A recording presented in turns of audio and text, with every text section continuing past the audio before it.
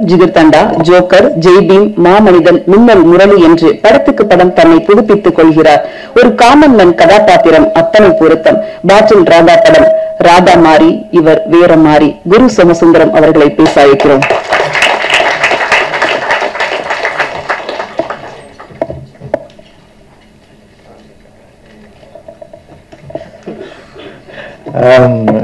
இப்பவும் டைரக்ட் பண்ணிட்டு இருக்கிறாரு தினகரன். ரொம்ப வண்டர்ஃபுல் டைரக்டர் அவரு. எல்லாருக்கும் வணக்கம், especially press and media people. ரொம்ப சந்தோஷமா இருக்கு இந்த படத்துல நான் பார்ட்டா இருக்கிறது. நம்ம எங்க இருக்கிறோம்னா எல்வி பிரசாத்ல இருக்கிறோம். எல்வி பிரசாத் யாருன்னு சில பேருக்கு தெரியாதுன்னு நினைக்கிறேன். அவர் ஒரு டைரக்டர் அண்ட் ப்ரொடியூசர். அவர் வெறுமனே ஒரு டைரக்ஷன் படம் ப்ரொடியூஸ் பண்ணிட்டு சும்மா இருக்குல்ல.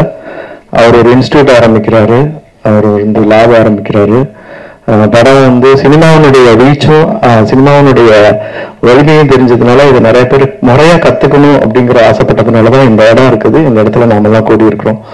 அதே மாதிரிதான் சினிமாவுடைய ரீச்சையும் சினிமாவுடைய வலிமையும் புரிஞ்சுக்கிட்டு ஒரு இயக்குனராக உள்ள நுழைஞ்சு இப்போ நீலம் ப்ரொடக்ஷன் பிளஸ் நீலம் பண்பாட்டு மையம், நீலம் புக்ஸ், வருடம் மார்கழியில் மக்கள் இசைன்ற ஒரு ப்ரோக்ராம் மூலம், அதாவது ஒரு டைரக்டர் இந்த வேலையெல்லாம் செய்யணுமா இல்ல இந்த வேலை செய்யறதுக்காக டைரக்டர் ஆனாரா அப்படிங்கிற ஒரு இதையும் ஒரு முன்னோடியா இருக்கிறாங்க. அதாவது ஒரு வேலை செஞ்சா நம்ம வேலை பார்த்துட்டோம் அப்படின்னு சொல்லாம நிறைய வேலை செய்யறாரு. அது மாதிரி இருந்தவர் தான் பிரசாத் நினைக்கிறேன். அது மாதிரி இருந்த ஒரு டைரக்டரும் இருக்கிறாரு, எஸ் பாலச்சந்தர். அவர் வீணை பாலச்சந்தர்னு சொல்லுவாங்க. Director, music director, producer and actor கூட அவரு.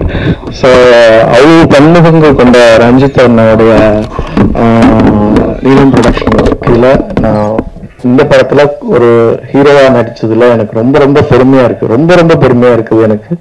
அப்புறம் பலூன் பிக்சர்ஸ் இந்த படத்தை ஃபர்ஸ்ட் அக்செப்ட் பண்ணி இதுக்கு இனிஷியேட் பண்ணி நீலம் கூட சேர்ந்து செய்யணும் அப்படின்னு சொன்ன அருண் பாலாஜின்னா, இந்த கதையெல்லாம் பல பேர் ரொம்ப யோசிப்பாங்க. ஏன்னா சில விஷயங்கள் கதையால் படிக்கும்போது முடிவு பண்ண முடியாது. ஸோ அதுக்கு அவங்க 2 பேரும் தான் இதுல மெயினா இது. ஸோ வழக்கம் போல இந்த படம் நான் நடிக்கும்போது எல்லாரும் கேட்பாங்க, இது எப்படி வித்தியாசமா நடிக்கிறீங்க அப்படின்னா, நான் அதுவும் வித்தியாசமா நடிக்கல. நடிச்ச பின்னாடி அது வித்தியாசமா மாறிடுது. அது ரொம்ப சந்தோஷம். இதுல கோ ஆக்டர்ஸ் ரொம்ப பெரிய துணை இருந்திருக்கிறாங்க. எஸ்பெஷலி சஞ்சனா அவனுடைய நடிப்பு போற்றத்தக்கதா இருக்கும். அது எனக்கு ரொம்ப ஹெல்ப் பண்ணுச்சு. ஒரு கோ ஆக்டர் மூலமா இன்னொரு ஆக்டர் அதுல இருந்து ஒரு இது வர்றதுங்கிறது ஒரு அது சும்மா நடந்துராது. அந்த வகையில தினகருடைய உழைப்பு என்னால எப்படி சொல்றதுன்னே தெரியல. ஃப்ரம் A to Z வரைக்கும் ஒரு நிறைய வேலை பார்த்தாரு. Very organic director. ரொம்ப ஆர்கானிக்கா இந்த வேலையை கொடுத்தாரு. ஏன்னா சில சமயம் சில மீட்டிங் நடக்கிற மாதிரி சீன் நடக்கும். நாம நினைப்போம் நிஜமாலுமே மீட்டிங் நடக்குது போல இருக்குங்க, நம்ம எங்க உட்காந்துருக்கோம், நம்ம மீட்டிங் போகணும் அப்படிங்கிற ஒரு எண்ணத்தை உண்டாக்கிடுவாரு. அந்த ஒரு ஆர்கானிக் அந்த ஃபிளேவரே வந்துடும். நம்ம ஒரு டி அடிக்ஷன் சென்டர்ல இருக்கிறோம்னா நிஜமாலுமே பல பேர் அந்த ஒரு 10-15 நாள் அங்க ஒர்க் பண்ண பின்னாடி ஃபர்ஸ்ட் நாளை விட ஒரு 15 நாளுக்கு அப்புறம் எல்லாரும் தெளிச்சு ஆயிட்டோம். ஃபேஸ் எல்லாம் தெளிவா இருக்குது. ஏன்னா ஒரு இடத்துலயே இருக்கிறோம், நல்ல சாப்பாடு கிடைக்குது. சோ அந்த மாதிரி ஒரு அதாவது சொல்லுவாங்க, ஆக்டர் நடிக்கிறதுக்கான எக்காலஜியை நீங்க கிரியேட் பண்ணி கொடுத்துட்டீங்கன்னா எல்லாருமே நடிக்க முடியும் அப்படிங்கிற அந்த வகையில ரொம்ப அழகா அந்த எக்காலஜியை தினகரன் உருவாக்கி கொடுத்தாரு. அந்த சூழ்நிலையை உருவாக்கி கொடுத்தாரு. அது எல்லாருக்குமே அந்த நம்மளால ஓபி அடிக்க முடியாது. என்ன அவருக்கு தானே க்ளோஸ் போகுது, நம்ம இப்படி ஓரமா உட்காந்துக்கலாம் இல்ல, அவங்க அங்க போய் உட்காந்தாதான் நமக்கு இது வருது அப்படிங்கிற அந்த அளவுக்கு ஒரு எக்காலஜி கிரியேட் பண்ணாரு. எனக்கு ரொம்ப பிடிச்சிருந்தது. இந்த படம் எல்லாரும் பார்க்கணும்னு ஆசைப்படுறேன். எல்லாரும் பார்க்கணுங்கிறதுக்காக சில வேலைகளும் செஞ்சிருக்கிறேன். அது சக்சஸ் ஆகிருக்கிறது படம் பார்த்தவங்க சொன்னதுல இருந்து அது சக்சஸ் ஆகிருக்குன்னு நினைக்கிறேன். ஏன்னா நான் ஒரு படிப்படியா வளர்றேங்கிறத நம்புறேன். ஏன்னா ஒரு ஆக்டிங் வெறும் எமோஷன்ல இருந்து வர ஆரம்பிச்சது, ஒரு ஆசையில இருந்து வர ஆரம்பிச்சது. ஏன்னா சத்தியமா நான் சொல்றேன், நான் நடிகன் ஆகணும்னு கனவுல கூட நினைச்சது கிடையாது. என்னுடைய காலேஜ் டேஸ் ஆகட்டும், ஸ்கூல் டேஸ் ஆகட்டும், என் ஃப்ரெண்ட்ஸ் ஆகட்டும், யாருமே நம்ப மாட்டாங்க. சோமா நீ நடிக்கிறியா, நானே என் கண்ணாடி பார்த்து சொல்லிக்குவேன். அந்த மாதிரி அப்படிதான் நான் கூத்துப்பட்டிருக்குள்ள வந்தேன்.